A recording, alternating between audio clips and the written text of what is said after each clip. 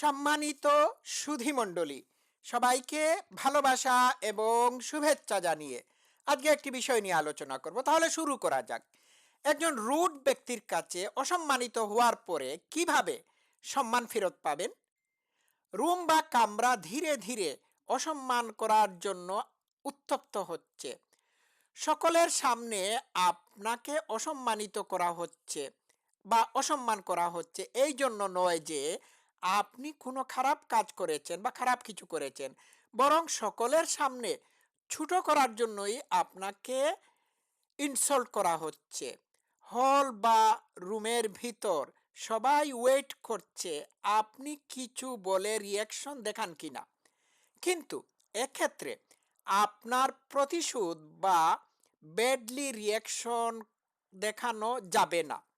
তাহলে কি করতে হবে? নাম্বার ওয়ান, তাদের অপমানসূচক শব্দগুলোকে শূন্যতায় মিশে যেতে দিন, অর্থাৎ বাতাসে বেড়াতে ছেড়ে দিন। এইভাবে করতে হবে। কেউ যদি বলে অমুক আপনার সম্পর্কে এইরকম খারাপ কথাটি বলেছে কিংবা বলছে, তাকে বলে দিন he is ignorant of my other faults, অন্যথায় সেগুলোও সে আমাকে বলে দিতে পারত। তো যারা আপনাকে অপমানিত করতে চাচ্ছে তারা আপনার চেয়ে বরং তাদের চরিত্রেরই বেশি বহিঃপ্রকাশ ঘটাচ্ছে। ঠিক আছে? যারা আপনাকে পাবলিকলি ইনসল্ট করার চেষ্টা করছে তারা কোনো সময় পাওয়ারফুল বা শক্তিশালী নয়। ঠিক আছে? তো এক্ষেত্রে আপনি কোনো অবস্থাতেই রিয়াকশন দেখাতে যাবেন না। তাদের ইনসল্টকে বাতাসে ভাসতে দিন। দেখবেন এক সময় আস্তে আস্তে ওজনহীন হয়ে মাটিতে পড়ে যাবে। একটা কথা মনে রাখতে হবে, আমরা সত্য বলার দরকার আছে বলে মনে করি না, আমরা নিজেকে সত্যে পরিণত করব। এটাই হচ্ছে অন্যতম একটি ট্রুথ। ইনসল্টের ক্ষেত্রে আপনি যেটি করতে হবে সেটি হবে কাম থাকবেন, নিজের উপর নিয়ন্ত্রণ রাখবেন। যারা আপনাকে ইনসল্ট করছে তারা চাচ্ছে যে আপনি অপমানিত হয়ে রিয়াকশন দেখান। তারা কোনো অবস্থাতেই আপনি যে অপমানিত হয়েছেন সেটি যতটুকু মনে রাখার কথা সেই রকম তারা রাখবে না। তারা মনে রাখবে ইনসল্টেড বা অপমানিত হওয়ার পরে আপনি যে রিয়াকশন দেখিয়েছেন সেটি মনে রাখবে। ঠিক আছে? নাম্বার টু হচ্ছে কি? Answer through the action. হ্যাঁ, আপনি কোনো ইনসল্টের বা অপমানের জবাব আপনি কথার মাধ্যমে দেবেন না, আপনি আপনার কাজের মাধ্যমে দেবেন। আপনি আপনি ইনসল্টেড হলে পরে আমি আগেই বলেছি কেউ মনে রাখবে না, কিন্তু আপনার রিয়াকশনটাকে ইনসল্টেড হওয়ার পরে মনে রাখবে।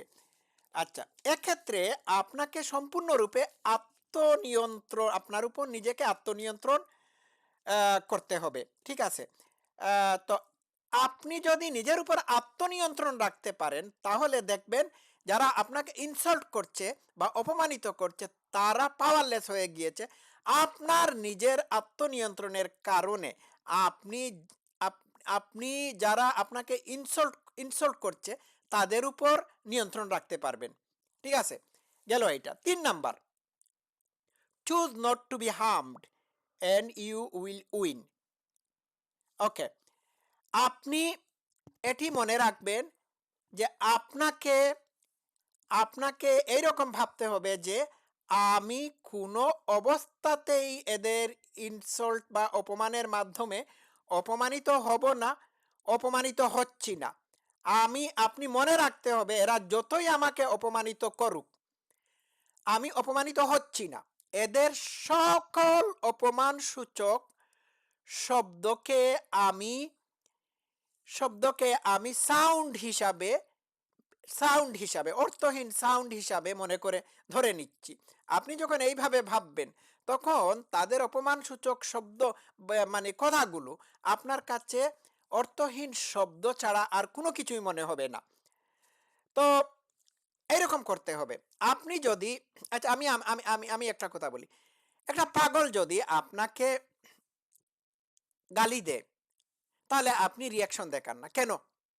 কারণ আপনি পাগলের গালিকে প্রলাপ মনে করে থাকেন, অথবা আপনি প্রায়ই বলে থাকেন যে, বা আপনারা বলে থাকেন এটি পাগলের প্রলাপ। ঠিক আছে? তো একজন মানুষ যখন আপনাকে ইনসাল্ট করে বা অপমান করে বা অপমানসূচক শব্দ আপনার দিকে ছুড়ে দেয়, তখন আপনাকে ভাবতে হবে যে সে পাগলের মতোই প্রলাপ বকছে। তার তার এই অপমানসূচক কথাগুলোর কোনো মানে হয় না। Doesn't make sense to you. যখন আপনি এইভাবে ভাববেন, তখনই you choose not to be harmed and you don't feel harmed. বুঝতে পারছেন? আচ্ছা, গেল এইটা। এখন কেউ যদি আপনাকে অপমানসূচক শব্দ আপনার প্রতি অপমানসূচক শব্দ ব্যবহার করে অপমান করতে চায়, তাহলে তাদের অপমানের জবাব দিতে গিয়ে আপনি রাইট বা রং এটি প্রমাণ করার দরকার পড়ে না। আপনি প্রমাণ করতে হবে না। আপনি যদি রাইট হয়ে থাকেন, আপনি যদি সঠিক সত্য পথে থাকেন, তাহলে অপমানকারীর কাছে আপনি এটি প্রমাণ করার দরকার পড়ে না। ঠিক আছে? এটি কোনো কোর্ট না। এটি মনে রাখতে হবে যে আপনাকে প্রমাণ করতে হবে আপনি নিরপরাধ। তো যারা আপনাকে অপমান করে থাকে এরা আসলেই দুর্বল। হ্যাঁ? আপনি যদি নিজেকে আত্মনিয়ন্ত্রণ করতে পারেন, তাহলে আপনি হচ্ছেন সবল। ৪ নাম্বার হচ্ছে, যারা অপমান করছে, আপনি তাদের মতো হবেন না। তারা যেন বুঝতে পারে আপনি তাদের মতো না হয়ে আরো বেশি স্ট্রং হয়ে তাদের কাছে ফিরে আসতেছেন। যারা আপনাকে অপমান করছে, আপনি যদি তাদের মতো হয়ে যান, you go down to their level. একজন গালি দিলে আপনিও যদি তাকে গালি দেন, বা একজন আপনাকে অপমান করলে, আপনার প্রতি অপমানসূচক শব্দ প্রয়োগ করলে আপনি যদি পাল্টা জবাব দিতে থাকেন, তাহলে তো আপনি তার লেভেলে চলে গেলেন। এক্ষেত্রে যদি আপনি তার বা তাদের লেভেলে না চলে যান, তাহলে তাদের সামনে আপনি প্রমাণ করে দেখালেন যে আপনি তাদের মতো না। এই যখন তারা বুঝতে পারবে যে আপনি তাদের মতন না, তখন তারা দুর্বল হয়ে পড়বে। তখন তারা তাদের বুঝতে পারবে যে তারা কোথায় রং করেছে। ঠিক আছে? আপনার প্রতি সম্মান বেড়ে যাবে। ৫ নাম্বার হচ্ছে, রিভেঞ্জ নেওয়ার দরকারই পড়ে না। আপনি কারোর উপর প্রতিশোধ না নিয়ে আপনার ইমোশনকে আপনি যদি নিয়ন্ত্রণের অধীনে রাখতে পারেন, তাহলে আপনি অপমানিত হওয়ার পরে আপনি যেভাবে ইনজুর্ড হয়েছেন এটিকে রিকভার করে আরো শক্তিশালী হয়ে উঠতে পারেন। আপনার এই অপমানকে রিকভার করে আপনি আপনাকে রিকনস্ট্রাক্ট রিকনস্ট্রাক্ট করে নিতে পারেন।